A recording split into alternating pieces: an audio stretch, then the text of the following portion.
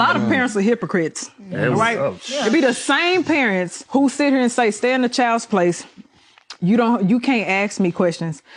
But you're also the same parent who makes your child watch after their siblings. You make them tend to household responsibilities, cook for kids, take care of grandparents, give the grandparents their medicine, just depending on what type of household, if you have a transgenerational household, stuff like that. But you're also the same parent that say you have to stay in the child's place. No. That child has, that child should be able to have a voice and speak as well, because you forced them to mature fastly. Can I dig you made them develop quickly. You made them become an adult in the household. You made them become a second parent in the household, and then you want to tell them what they can and cannot do. They can't ask you questions, but you put that on them. They didn't ask for that. They didn't ask to be your emotional cushion. They didn't ask to be your punching bag. They didn't ask to be a second parent. They didn't ask to be a caregiver. They didn't ask to be the person who's taking care of things. They didn't ask to help pay bills. They didn't ask to be at 16, 17, go get a job and help pay bills and stuff like that. We really want to talk about God forbid she wears some booty shorts, because then she's being fast. Oh, okay.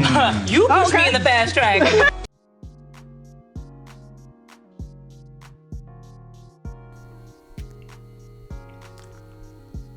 She has a point.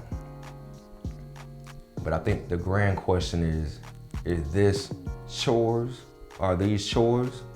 Or is this just straight up,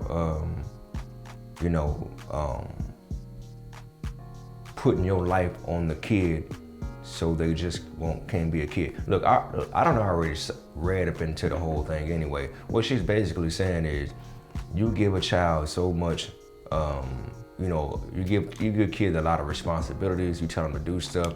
You make them wash the dishes. Like she broke it down. Take care of the grandparents and everything. But how come the child can't open up their mouth and at least ask a question or present a question to you? It's very easy to be deflective when you don't want to speak on something. And this is why I tell people all the time, just because you're grown, that does not make you grown. I seen a video a long time ago I put up online. I think her name is something Dorsey. She was basically saying that, hey,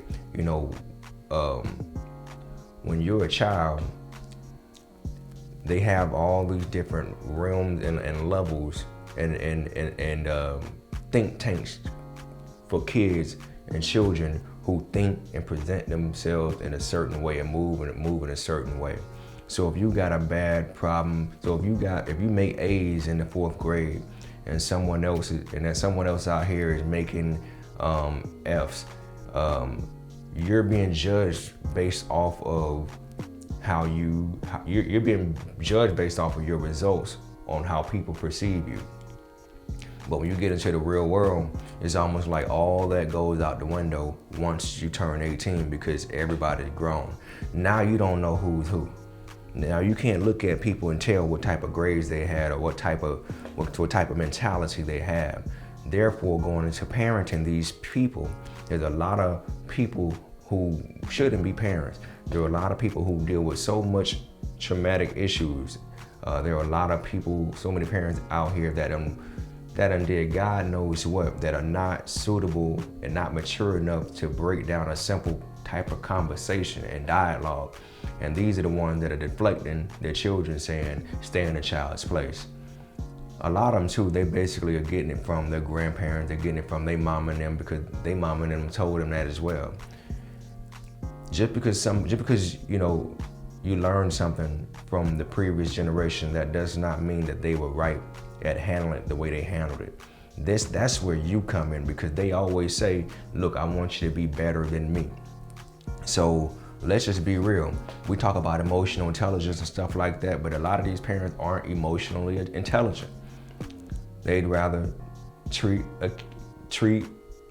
their offspring like a peewee, like, hey man, go and do what I said, do and get hand off my face. Go and get up out my face, man. I don't owe you nothing. You know what I mean? And that's a little bit unfair, I would definitely say.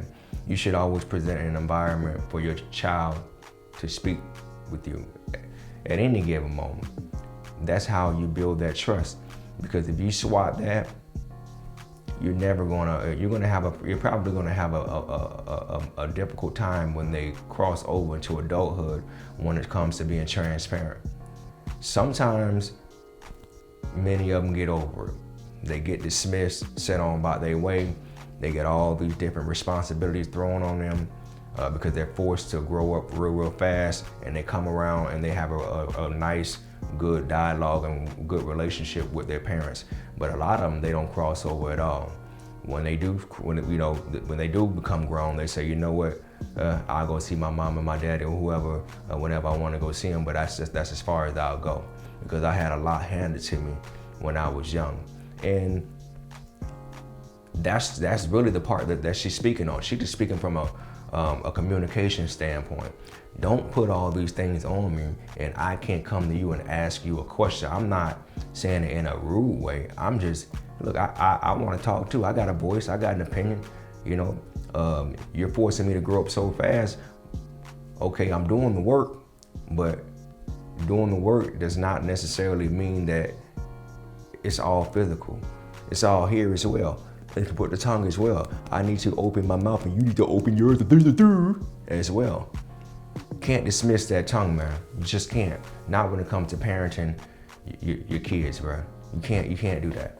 So I would love for people to be more open-minded about it, and I'm glad that she presented it in that fashion, because there's a lot of people that have been through that growing up, especially the ones who had a big family. The oldest one, they always took on the most responsibility. They got the most hell in life, while the rest of them were just chilling. And now they got resentment because they feel like their childhood was just robbed and just stripped away from them.